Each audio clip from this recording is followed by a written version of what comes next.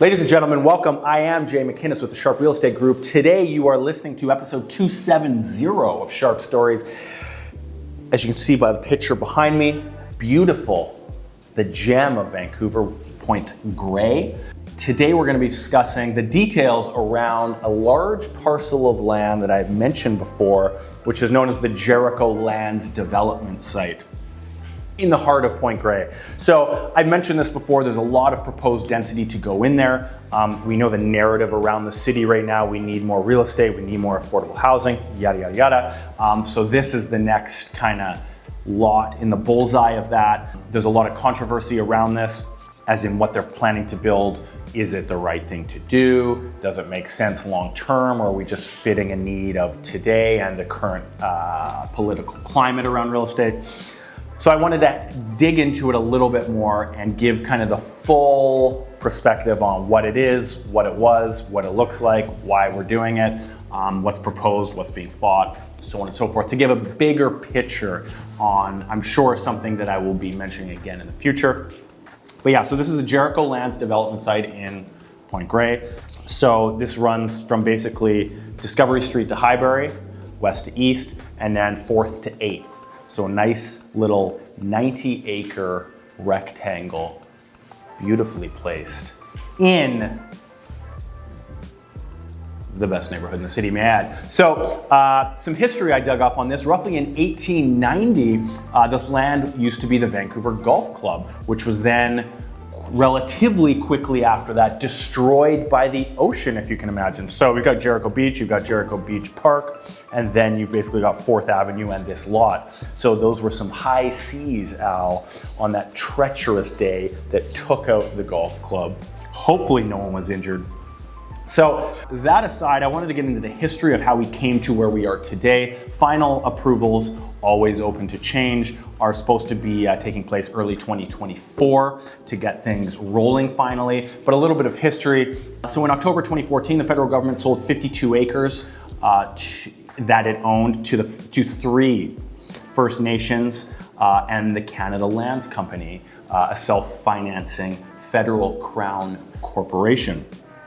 For $273 million, with MST, which is Musqueam, Squamish, Tsleil-Waututh. Those are the 3 nations. I'm not going to say them in full again. I'm going to stick to MST and CLC. Canada Lands Company, splitting ownership 50-50. Then, fast forward 2 years to April 2016, the province sold the remaining 38 acres that it owned to MST exclusively for an additional $480 million. So this all began 10 years ago, basically. And where we are now is proposals and arguments have taken place on basically the levels of density that are going to take place as we have come forward into this much more dramatic and expensive real estate environment. Obviously, these questions are more important now than ever, and we're getting a lot of resistance, as we'll get to shortly, to the local community there as to how much density they really want and need on this land.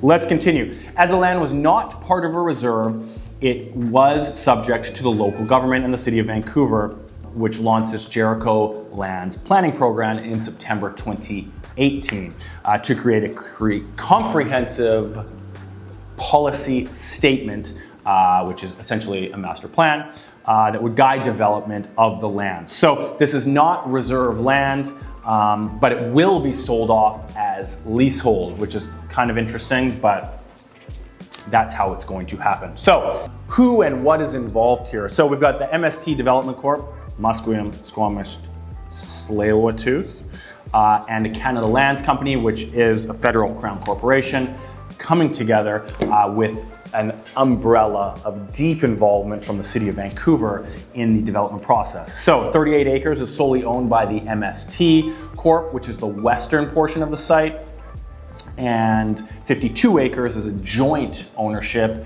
which is the eastern portion of the site between these two corporations. And the property is being developed as a single property, however, and Toronto-based Urban Strategies is leading the planning and design amongst a plethora, if you will, of other trades and groups that are involved. So this will be a very phased project, as it's plain and simply so large. But that's how that's how the ownership breakdown and the planning is coming up. So the policy statement began, as noted before, back in 2018. Final review by the city, which will remain subject to change, of course, is expected January 2024. So what do we have? This is a 90-acre parcel. We're going to put a picture up here, Al, of the proposed beauty of the end result. So the proposal was the proposal was 13,000 homes, which is 28,000 people expected to move in here, which is 30% higher than the original 2021 concept. We've got 70% of the people on market-based leasehold condos. We've got proposal of roughly 60 high-rises, proposal of roughly, collectively, making it a parcel up to 3 times denser than the density of the West End, for a bit of perspective. So they're trying to get, obviously, as much as they can on here. And in all fairness, every developer does. They have to give and take a little bit. Community contributions and all these additional taxes, which we've talked about, are going to play in how much flexibility they get with the density they're allowed. But like any developer would, they're trying to pack in as much as they can to sell as much as they can. Never forget, this is a money-making endeavor first, and we're helping affordability or numbers in the city second. Always, even if this is a project that is 50% almost run by a Crown corporation. So the MST Corp has made a statement. This is much needed housing and with increased affordability in a part of Vancouver that is severely underdeveloped. And I think that's the biggest issue that most people that are for this project have, that this land is sitting out there severely underdeveloped. If you go there now, yes, it's dramatically, for the most part, parkland. But does that need to change to this degree, which is the opposition's argument? Do we need to go from nothing to absolutely mass dense all in? I don't believe so, but my opinion doesn't matter here. So what do we have? Land use. We've got residential at the western and southern sides of the site. And then we've got commercial, which is office, light industrial, and mixed use, primarily in the middle and northwestern corner of the site. So the site is roughly broken up into 2 parts. It's technically 2 sites, but as we'll see, it's going to be broken up into kind of 2 aspects of the community as well. Residential, 30% affordable housing, requested to be distributed across the site in each phase. So there's 4 phases here, and they will put a little bit per phase. They're not going to do an affordable phase and then the rest, or the opposite. As they phase the project, they're going to try and phase equally. 20% social housing and 10% market and below market rental. So those are the social aspects of the site.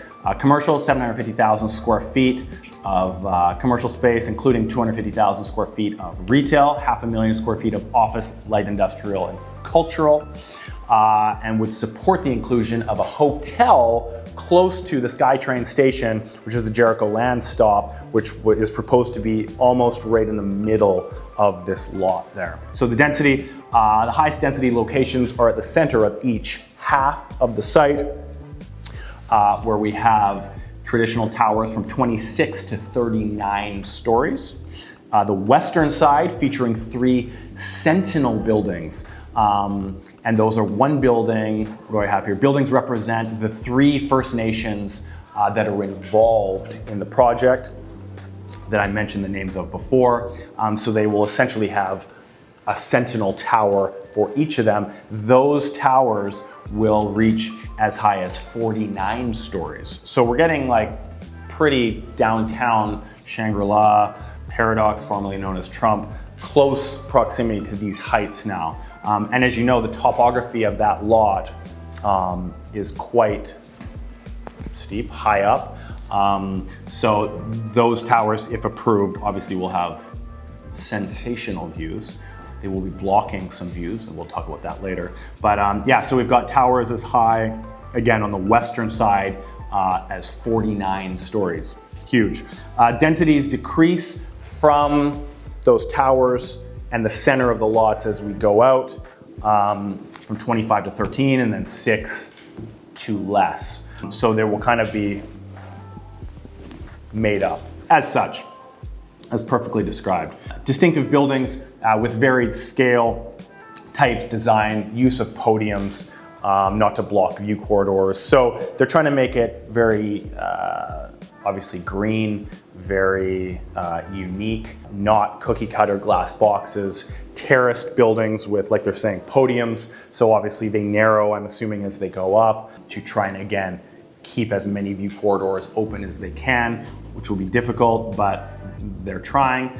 So phasing, the Jericho Lands station will be involved in tunneling, obviously. So it is an underground, so I guess a subway portion. We call them sky trains here in general, I think I do, but that will be underground. So there will be some tunneling through the site at the first stage to get that done. Builders want to avoid heavy construction again around that tunneling.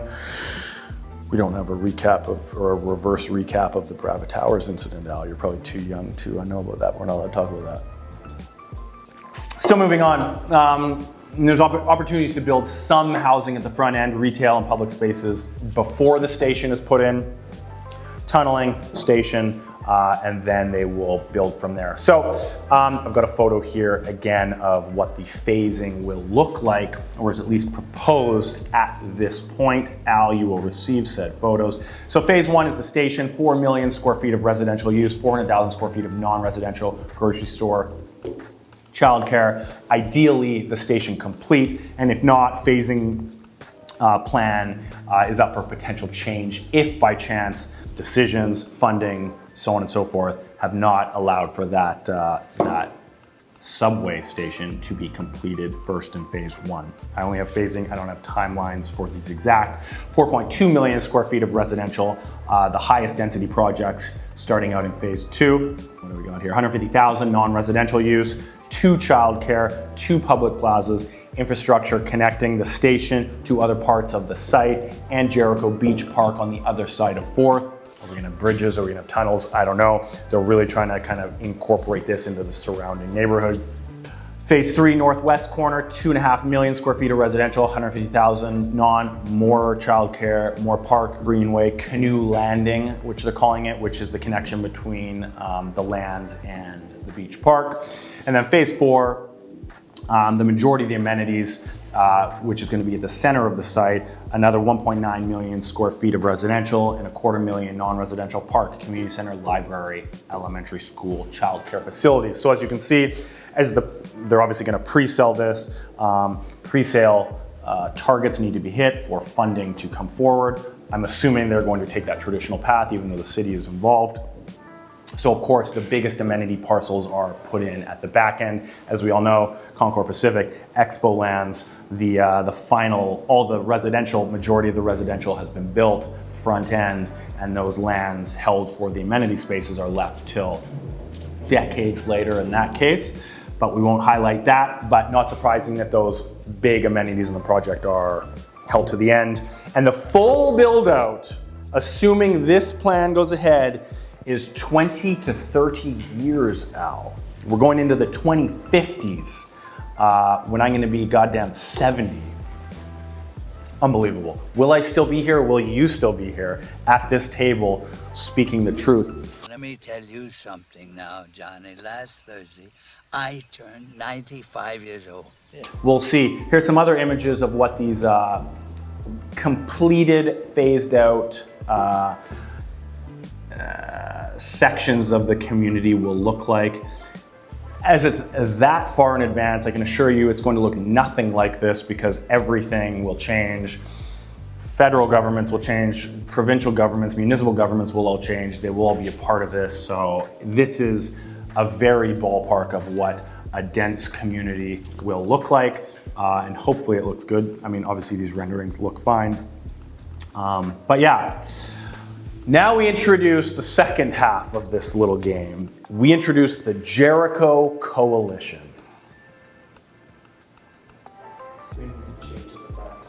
What the hell is this? Switzerland? Jesus, how long ago did that happen? You gotta give me a damn wave. I didn't want to cut you off. It looks nice too. Swiss Alps, Jesus. Yeah, leave it all, but isn't this kind of weird that there's like phone lines? Anyway, the Jericho Coalition, I need a thing, because this is important. These are the guys fighting the good fight on the ground, Al. So the Jericho Coalition is a group of citizens made up of nearby residents, as you can imagine. They're not happy with this density. I do not blame them in the slightest. I think density has a time and a place, and I don't believe it's this. But anyway, again, my opinion is beside the point. They have been fighting for the past 3 years to keep this development more environmentally friendly. Is the biggest takeaway here. What they want is a medium-rise town center. So no mass density like these guys are proposing. They want a medium-rise mass center, which is not gonna happen, but I like the idea.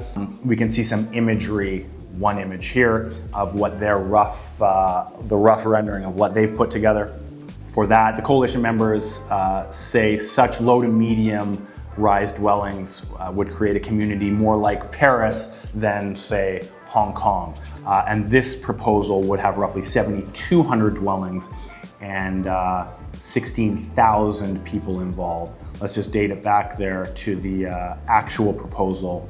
13,000 dwellings and 28,000 people involved. So little over half, fair enough. They have put out a poll for residents. 72% of residents have polled that they would prefer the low-rise option, which is not surprising at all. Unfortunately, as we well know, on things we've documented over the last year, the city gives 0 Fs what the taxpaying community of proposed project areas think, which is a very sad state of affairs in my opinion. I don't think anyone's opinion is more important than the people currently living, having purchased, and paying tax in said communities would be. But unfortunately, as it is, people, I am not on any level of the government. And if I was, the world as you know it would look a lot different. Now, the poll of owners is a poll of 401 people. Not huge, but it is a voice, and it's a valuable voice, I believe. And they believe that this proposed low density, medium rise town center, which would be made mostly of wood and mass timber buildings with covered green roofs, would be a much more welcomed, we'll say, opportunity to the neighborhood. I tend to agree with them, but again, my opinion nor the owner's opinion, unfortunately, matter in this case. It's the people with the money and the city workers willing to leverage them into paying more taxes whose opinions matter. So the MST, the CLC statement, so they obviously, as we said, the increase in density, the 30% increase in density from the original 2021 to now, and the statement that was made behind that, which I read earlier, which I will try and roughly find here again. MST CLC statement justifying hiking density for the Jericho Lands in the name of the spirit of the Longhouse as well. So there was another statement, a reference to how BC's First Nation once lived in with multiple families under one roof. Again, not overly surprising or unique compared to today's living standards, specifically as of late with the affordability issues. Again, this week's plan quotes an elder describing how a longhouse was very much like an apartment building, referencing that. What they're saying is that the reference to the longhouse, that it was multiple families living together, which was similar to high density, high rise towers, was a point of leverage, cultural leverage they were trying to use to justify higher density, and they're saying they simply don't buy it. They're just trying to get more density, obviously, because it's more money in their pockets once they sell everything. So additionally to that, many aren't buying into the latest concept though. Jericho Coalition this fall paid for a random survey of 401 people and found that, 70% of Vancouver residents disapprove of the tower heights and population density. 76% also believe Indigenous developers should be treated the same way as other developers and have zero additional leverage because of any reasons X, Y, and Z. So what we have here is obviously a group of locals that don't want to see such change. We've got the owners of the land. Obviously the city is currently in a state and are motivated to densify as much as humanly possible. The developers are wanting, for financial reasons, to densify as much as humanly possible. There's obviously other reasons than that. They want to leave a legacy, I'm sure. But money and political leverage is on the table. And then obviously the 10th or 11th tier people to listen to, the residents in the area, want something dramatically softened down that I believe makes much more sense for the kind of sleepy, quiet neighborhood, which is Point Grey. I'm not going to get into, again, the view corridors, the housing immediately adjacent to this project, which have and definitely will continue to lose value, especially over a 20 to 30 year construction site that's taking place. But that's beside the point. I know change is needed. I don't believe personally that this is the best way to do it there, but that's what we've got. We've got a huge concept about to be, I'm assuming, approved in January 2024 to get the ball to start rolling on this site. We've got a lot of community kickback that they want to dumb it down. Other notes taken that those proposals, that rendering you saw, was pushed to city planning development in contrast to what's been proposed by the developers. And of course, the coalition has heard nothing back from the city, not bringing them in as kind of sounding boards, not taking their renderings that they've had done into consideration. Again, not surprising at all. They're not going to listen to the people and the taxpayers of the community, which is very sad, but that's the current government we're in. But that's what we've got down there. So that's your Coles notes and then some of the new Jericho Lands development, what they're proposing, who's fighting, what they're fighting with. And January 2024, if all things are on track, that is when we will see the first approval of what is going to happen and the ball begin to roll. Again, another big part of this is if the subway station is going to come through there, is that line going to continue all the way up into UBC? Assume it will, as there's a lot of density circumstance taking place, as we've heard in the last few weeks as well. You get a lot more density. That's another thing. The radius density that they're going to give around SkyTrain stations is going to be more amplification on the density that they're requesting and why that is justified. So I think they're going to get what they're asking for, the developers. I think the neighborhood is going to just have to deal with it. I think that's sad, but again, my opinion here doesn't matter. That's what's happening, and it'll be interesting to watch it play out. So with that, Al, how long was that? Just under. Consistent as always. Too long, but priceless information. I'll see you next week.